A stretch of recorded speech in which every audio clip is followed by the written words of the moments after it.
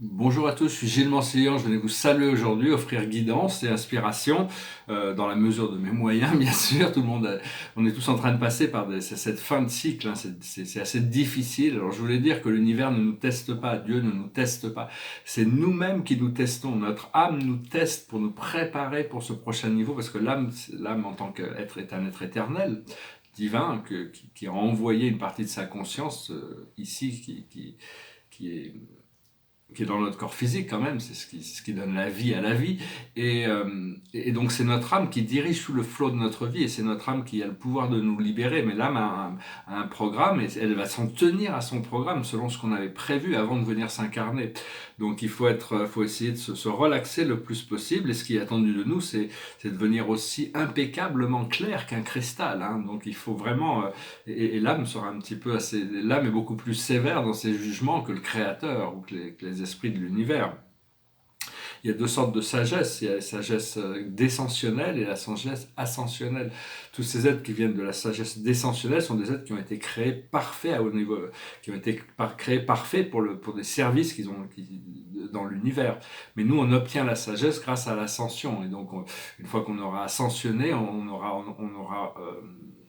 on sera les détenteurs de cette sagesse ascensionnelle, comme les maîtres ascensionnés ou les puissants messagers, ceux en autorité. Il y a toutes sortes d'ordres ascensionnels dans l'univers. Je vais tirer quelques cartes. Il faut vraiment retourner au centre, hein, le plus possible, dans son monde intérieur. C'est le monde de la source. Euh, En réalité, on ne peut pas vraiment partir de ce monde de la source. On n'a jamais pu en partir, mais il y a cette apparence de déconnexion. Par contre, une fois quand on reconnecte, on peut se sentir bien, on peut se sentir complet. C'est ces moments. C'est pour ça que la méditation et la purification du corps physique est importante actuellement. Il faut se préparer pour ces chamboulements en 2020. C'est l'année prochaine qui arrive. Je vais tirer 10 cartes avec le tarot des anges.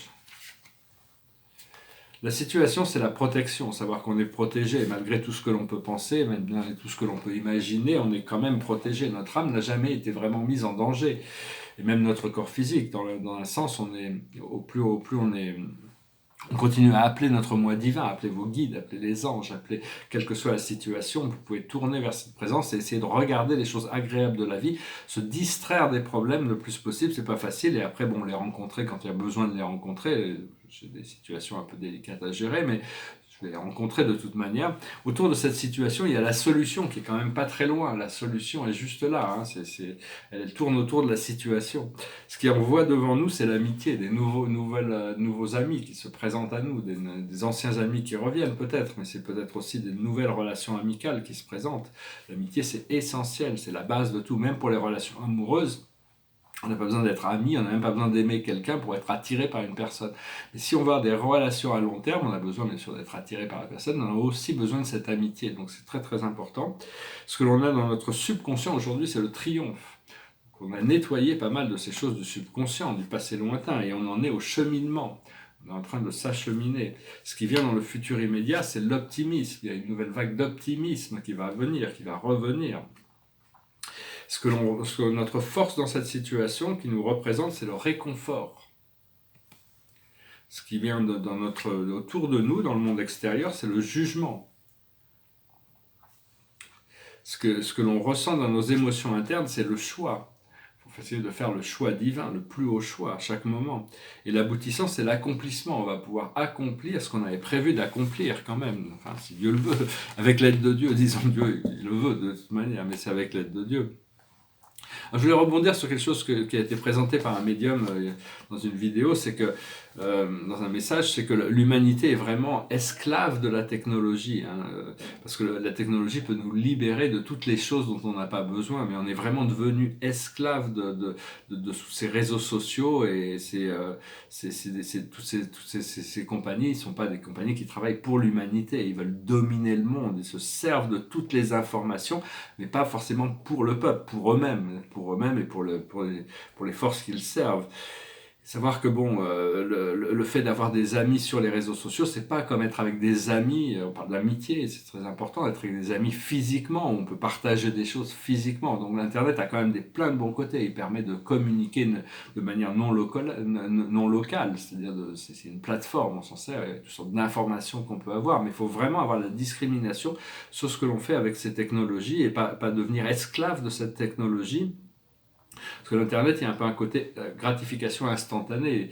C'est-à-dire, il faut faire attention aux enfants, ils veulent tous aller partir dans la technologie, mais il faut faire attention, essayer de les protéger un petit peu assez longtemps, pour pas, je crois que c'est Steve Jobs, le créateur d'Apple, qui disait qu'il ne voulait pas donner de téléphone portable et de tablette à ses enfants. Hein, c'était clair. Ils attendent qu'ils soient plus adultes avant de pouvoir toucher à ça. Parce qu'il savait quand même, il était conscient. Il y a cette idée de gratification instantanée, alors que bon, la plupart des plaisirs qui méritent d'être ressentis et d'être vécus demandent une certaine patience, une certaine cultivation. Dans l'internet, on clique et paf, c'est là tout de suite. Donc, enfin, il risque d'y avoir une complète séparation. À un moment donné, le network, le réseau risque d'être complètement éteint. Hein. Donc, il faut se préparer. Ça va créer des troubles dans le monde, mais il y a besoin parce qu'on est beaucoup trop dépendant de la technologie. Donc, il suffirait que le soleil envoie une vague un vent solaire qui efface tous les satellites, qui deviennent incapables, et donc ça nous forcera à reprendre conscience de la réalité des choses. Mais bon, faut pas s'en inquiéter, hein, il faut rester le plus possible connecté avec notre propre intuition, savoir que bon, de toute manière, toutes ces choses, certaines choses peuvent avoir un intérêt à un certain niveau et perdre complètement l'intérêt à un autre niveau. Donc tout ce que je dis est toujours relatif. Hein. Suivez votre intuition et utilisez toutes les choses qui vous apportent de la joie et du bonheur sont là pour vous apporter de la joie et du bonheur. Alors, c'est un tableau, c'est un portrait de femme avec une robe rouge, mais elle n'a pas de visage. C'est un peu dans l'esprit d'Henri Matisse. Il est très simplifié. Il est un peu dans l'esprit d'Henri Matisse. Un peu comme ce tableau aussi, un peu dans l'esprit d'Henri Matisse. C'est un tableau de 2005 qui s'appelle La porte dorée. Il y a un personnage dans une porte dorée, et puis il y a ces autres tableaux qui l'entourent. C'est un intérieur, il est assez calme. Donc, je vais finir avec une chanson, et puis je vais tirer 4 cartes avec les cartes de mon amie Sandra. C'est une chanson qui dit que l'amour me secourt, que l'amour me vienne au secours. C'est une chanson de Adam Clayton, Laurence Muller, David Evans, Paul Hawson et Bob Dylan. It goes like this. Love rescue me, come forth and speak to me. Raise me up and don't let me fall. No man is my enemy, my own hands imprison me. Love rescue me. Many strangers I have met on the road to my regret. Many lost to seek to find themselves in me.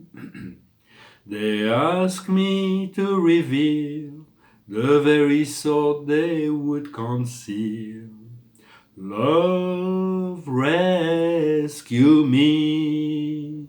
And the sun in the sky makes a shadow of you and I, stretching out as the sun sinks in the sea. I'm here without a name, in the palace of my shame. Said love rescue me. In the cold mirror of a glass, I see my reflection pass. See the dark shades of what I used to be. See the purple of her eyes, the scarlet of my lies. Love rescue me. Yea, though I walk in the valley of the shadow, yea, I will fear no evil. I have cursed thy rod and staff, they no longer comfort me. Love rescue me. Sha-la-la, sha-la-la-la-la-la, sha-la-la, sha-la-la, sha-la-la-la-la-la, sha-la-la, sha-la-la.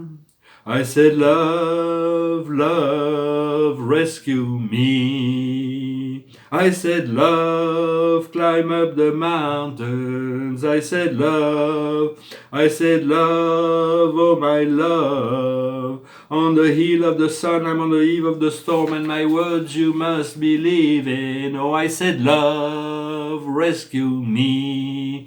Oh yeah, oh yeah, oh yeah, yeah, I'm here without a name in the palace of my shame.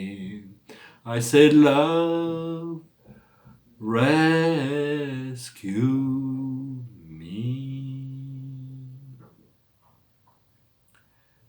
I have conquered my past. The future is here at last. I stand at the entrance to a new world I can see. The ruins to the right of me will soon have lost sight of me. Love, rescue me. Voilà, je vous remercie d'aimer, de partager, de souscrire, de commenter. J'espère que vous avez trouvé cette vidéo intéressante. Je vais essayer de finir avec juste un dernier oracle, une guidance du monde spirituel de nos guides. Nos guides sont toujours là, hein, malgré le fait que des fois on a l'impression qu'ils nous ont abandonnés.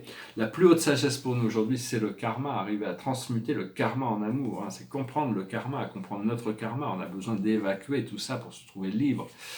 Ce que l'on doit comprendre, c'est le maître guide. On doit arriver à se connecter avec cette sagesse de notre maître guide. Appelez votre maître guide, c'est bien aimé maître guide. Communique avec moi, fais-moi signe de ta présence, guide-moi, montre-moi la sagesse dans ma situation.